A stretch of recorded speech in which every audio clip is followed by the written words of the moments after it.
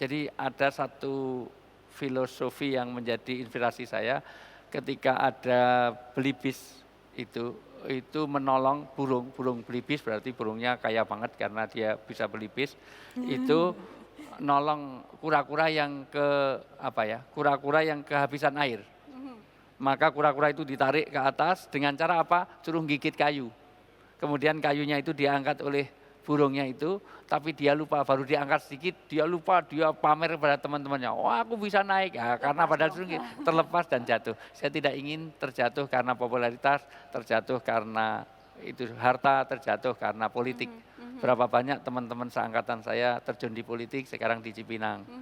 Berapa banyak teman yang terkenal mengumpulkan harta, sekarang juga jadi tersangka.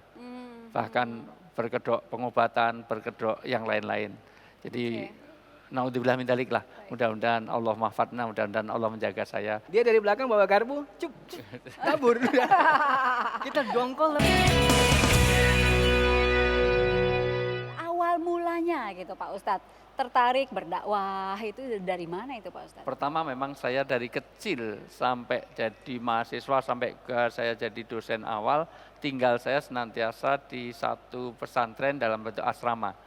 Sehingga memang hari-hari saya tidak ada kesempatan untuk pengennya pacaran tapi nggak bisa karena di asrama. Tamu perempuan saja harus tidak bisa ditemuin di tempat yang private, harus terbuka kan nggak ada itu semuanya. Yang kedua memang karena kuliah saya juga kuliah double, jadi saya di UGM dan di IAIN itu, ketika sejak SMA memang saya sudah biasa untuk khutbah Jumat, untuk ceramah itu. Oh sejak SMA Iya, berarti? kita punya kelompok-kelompok pengajian gitu. di mana, jadi rutin biasanya. Jadi saya awalnya cuma nganter, lama-lama juga ngisi kan gitu. 20 tahun apa 15 tahun saya, subhanallah. Benerin. Berapa tahun Pak Ustadz? 20 tahunan ya. Boleh diperkenalkan ke ibu-ibu mungkin? Ini Mas Sabarudin Ahmad ini dulu di Fakultas Biologi di UGM. Saya satu rumah, bahkan rebutan lauk itu biasa sama ini. Dan boleh silakan. rebutan lauk apa sih yang rebutan misalnya? Jadi apa ya, Mas Wid ini jahil memang ya. Kalau kita lagi makan, kadang-kadang kan kita sisain lauk terbaiknya kan di akhir kan, untuk gongnya gitu. Dia dari belakang bawa garpu, kabur. Kita dongkol tapi hebatnya itu. Oh itu susah bikin dongkol gitu. Bukan untuk bercanda, itu memang sungguhan untuk diambil. Sungguhan dimakan sama dia. Ya. Padahal kan kita simpan the best for last gitu kan. Tapi dia datang dari belakang, udah. Kita nggak bisa ngapain. Saya tanya sama teman-teman, yang lainnya ngalami nggak? Iya sama. Saya pikir saya sendiri, nggak tahu yang lainnya juga kayak gini juga. Itu semua orang seperti itu Pak ya Ustadz. karena saya agak senior dibanding. Memanfaatkan Dulu kesenioran. Iya kan, dia belajar ngajinya sama saya, jadi saya agak lebih tepatnya lebih tua lah maksud saya gitu. Saya surprise betul karena saya sudah sampai sekarang saya nggak tahu dia tinggal di mana. Serius? Jadi teman sekos juga gitu? Sekos juga, Sekos. sekampus juga. Sekampus dan kadang-kadang sering minjem motor nggak ngisi bensin juga sih. Itu bayarannya ikan yang tadi. Itu, terus apalagi Mas Udin punya cerita pada saat itu nggak? Ya, dia lebih populer dengan nama lurah. Jadi dia punya jabatan lurah dulu di Jogja itu. Hampir semua manggil saya Pak Lurah. Pak Lurah. Mungkin karena dia cenderung dominan gitu ya. Cenderung. Jadi kalau kita di asrama kan suka dikasih jadwal piket atau apa. Dia selalu bisa lolos dari itu. Kan kalau lurah kan tinggal bagi distribusi tugas, saya sendiri nggak tugas kan. Gitu, jadi kalau tugas-tugas yang kasar selalu lolos ya Mbak. Nggak pernah dapat dia. Curang ya? Curang dia. Entah ada caranya gimana, pokoknya lolos dia. Mas jahilnya apa lagi? Ya banyak sih, yang jelas dia suka ngebully kita-kita yang lebih di bawahnya lah. Oke, nah ini siapa yang ini? Astagfirullah. Dikumpulkan semuanya.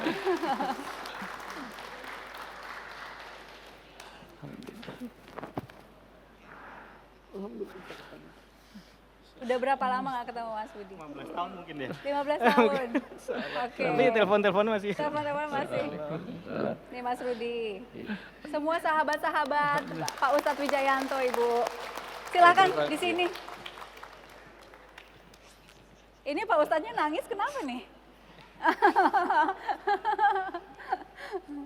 Kenapa Pak Ustadz? Iya, saya nggak nyangka aja, surprise saja. dulu saya suka ngisi pengajian yang antar Budi ini ya, dulu Tole panggilannya karena kecil. Dan saya pernah jatuh di tengah ngisi pengajian itu diboncengkan naik motor itu karena memang hujan langsung ya kita jatuh karena pakai motornya dia. Ini soal tadi lauk yang dicolong dari belakang terakhir gitu ya. Pernah juga ngalamin. Iya, sama ada satu lagi ini yang apa namanya, karena beliau memang sibuk ya, seringnya kan kalau dulu kan zaman di asrama itu masih ingat mungkin kita kan belum ada mungkin pompa air ya, kita nimba. Jadi setiap yang mau mandi nimba dulu gitu kan. Jadi antrinya antri nimba, bukan antri di depan mau masuk ke kamar mandinya. Kita udah nimba gitu kan, ada misalnya Mas Rudi dia antri belakang mau nimba. Kita udah nimba, udah kayaknya udah kan dari tempat apa namanya mau air mau dimasukkan itu kan kelihatan oh udah penuh gitu, udah penuh tenang, oh tenang udah penuh. Begitu kita masuk, hah? Udah penuh. Tok siapa nih? Aku gitu. Oh, Mas Fit nimba dulu katanya. Masuk dulu.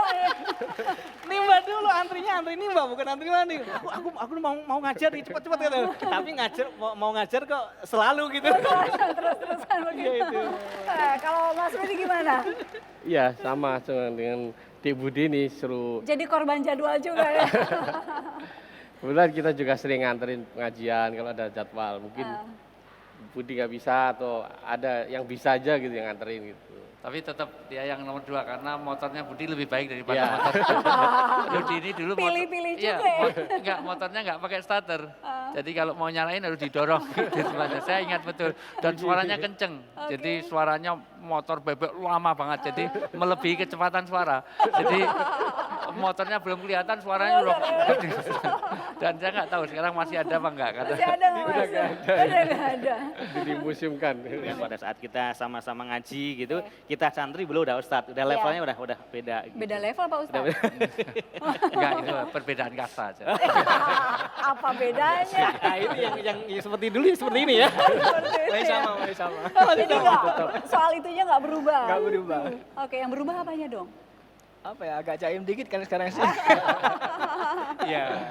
Dulu terus terang kalau kita kan karena makannya kita cuman bisa masaknya nasi karena kan semuanya cowok semuanya.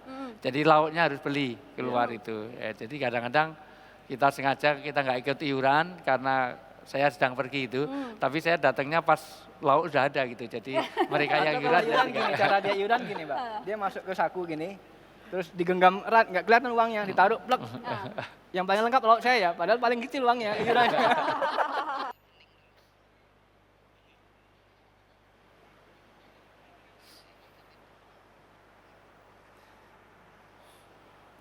Pak Ustadz mau cerita sesuatu mengenai foto tadi?